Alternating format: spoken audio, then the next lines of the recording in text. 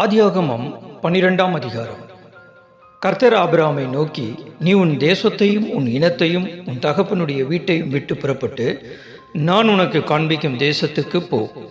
நான் உன்னை பெரிய ஜாதியாக்கி உன்னை ஆசீர்வதித்து உன் பேரை பெருமைப்படுத்துவேன். நீ ஆசீர்வாதமாய் இருப்பாய். உன்னை ஆசீர்வதிக்கிறவர்களை ஆசீர்வதிப்பேன், உன்னை சபிக்கிறவனை சபிப்பேன். பூமியில் உள்ள வம்சங்கள் எல்லாம் உனக்குள் ஆசீர்வதிக்கப்படும் என்றார்.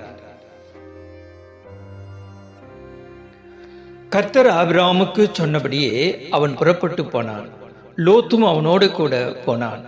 ஆபிரகாம் ஆரானை விட்டு புறப்பட்ட போது 75 வயதுள்ளவனாய் இருந்தான்.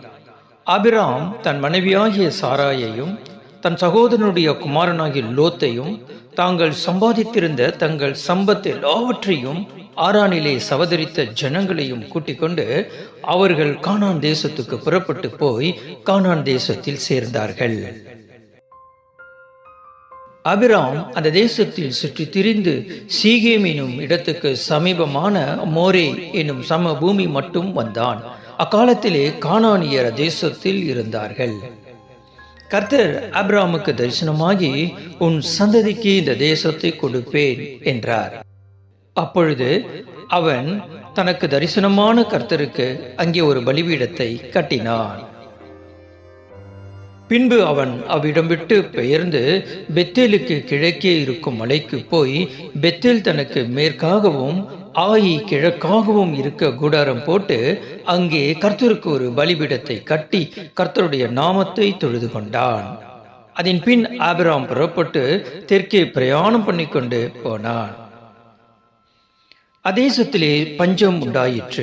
தேசத்திலே பஞ்சம் கொடிதாயிருந்தபடியால் ஆபிரகாம் எகிப்து தேசத்திலே தங்கும்படி அவ்விடத்துக்கு போனான்.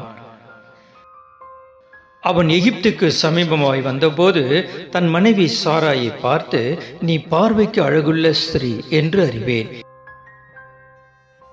எகிப்தியர் உன்னை காணும்போது இவள் அவனுடைய மனைவி என்று சொல்லி என்னை கொன்று போட்டு உன்னை உயிரோடே வைப்பார்கள். ஆகையால் உன் நிமித்தம் எனக்கு நன்மை உண்டாகும்படிக்கும் உன்னாலே என் உயிர் பிழைக்கும்படிக்கும் நீ உன்னை என் சகோதரி என்று சொல் என்றான்.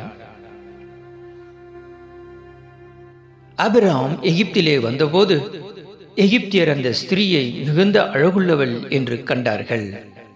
பார்வோனுடைய பிரபுக்களும் அவளை கண்டு பார்வோனுக்கு முன்பாக அவளை புகழ்ந்தார்கள். அப்பொழுது அந்த ஸ்திரீ பார்வோனுடைய அரண்மனைக்கு கொண்டு போகப்பட்டாள். அவள் நிமித்தம் அவன் ஆபிரகாமுக்கு தயை பாராட்டினான். அவனுக்கு ஆடு மாடுகளும் கழுதைகளும் வேலைக்காரரும் வேலைக்காரிகளும் கோழிகை கழுதைகளும் ஒட்டகங்களும் கிடைத்தது. ஆபிரகாமுடைய மனைவியாகிய சாராயின் நிமித்தம் கர்த்தர் பார்வோனையும் அவன் வீட்டாரையும் மகாவாதைகளால் வாதித்தார். அப்பொழுது பார்வோன் ஆபிரகாமை அழைத்து, நீ எனக்கு ஏன் இப்படி செய்தாய்? இவள் உன் மனைவி என்று நீ எனக்கு அறிவியாமற் போனதென்ன? இவளை உன் சகோதரி என்று நீ சொல்ல வேண்டுவது என்ன? இவளை நான் எனக்கு மனைவியாக கொண்டிருப்பேனே. இதோ உன் மனைவி, இவளை அழைத்து கொண்டு போ என்று சொன்னான். பார்வோன் அவனை குறித்து தன் மனுஷருக்கு கட்டளை கொடுத்தான். அவர்கள் அவனையும் அவன் மனைவியையும் அவனுக்கு உண்டான எல்லாவற்றையும் அனுப்பிவிட்டார்கள்.